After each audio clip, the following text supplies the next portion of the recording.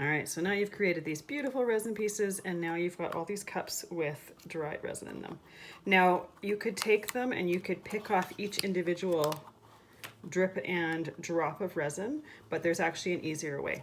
So, and this is one of the reasons why I love using these super soft silicone cups when I can. Obviously they're only a certain size, so I can't use them for huge projects, but I always pull them out for small projects because they're so simple to clean. So I pull that disc out of the bottom, or if they've broken up into small pieces, I pull the bigger piece out, and then I take duct tape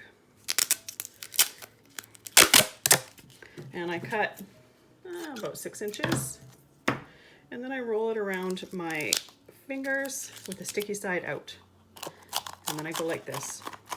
And the duct tape is sticky enough that it sticks to pretty much every drip. There, sometimes I have to go in with a second piece, but because of the softness of the cup as well as the stickiness of the duct tape, typically one time and I'm done. So I do that for all of my cups. That one I took out the big pieces. There's a couple big-ish chunks at the bottom. So, and the ones on the outside, typically while you're using your duct tape on the inside, typically the ones on the outside will fall off. If not, you can just take the other side of duct tape that you weren't touching with, and you can use that. So there we go. Oh, one more drip there.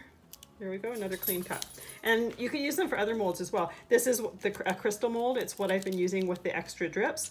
So I've got some sticky left on this duct tape. I can just use that and pick up any of the little drips on the top and clean this mold off like that. Or whatever mold you're using. It works for a lot of different things. Now for this whole class, I've been using these wooden skewers to stir. And I like to use them several times, get as much use out of them as possible. So I'll take my scissors and I'll just trim some of that excess, like these bits and stuff like that. I don't need to trim all of this, as long as I've got some straight edges, so I can really, when I'm stirring my resin, really get in there and scrape the sides and the bottom. I'm good to go. So I'll do that until it gets too much on there, and then I'll just toss it. But at least then by then I've gotten some good use out of it. And also I'm putting all my garbage right here, but typically I'll do this right by the garbage can, so all of this stuff goes right in there.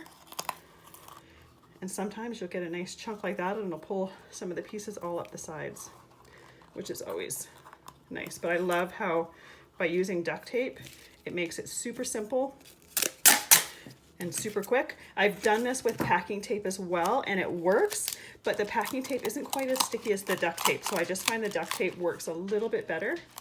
And you can see I'm doing this, and that's so that I get the sticky on both sides, pulling things up. There. Drip on the side, that can pull right off. This one I'm gonna need a second piece. But by doing it this way, I find my cup cleanup happens so much quicker.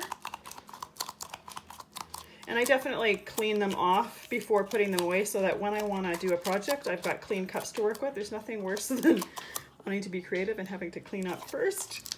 So there we go. All right, I'll continue to do this, but now you know how to easily and simply clean your cups. You're welcome. I tried for a long time to figure out how to do it nice and simply and cleanly and easily. This is by far the best one that I've come up with or found.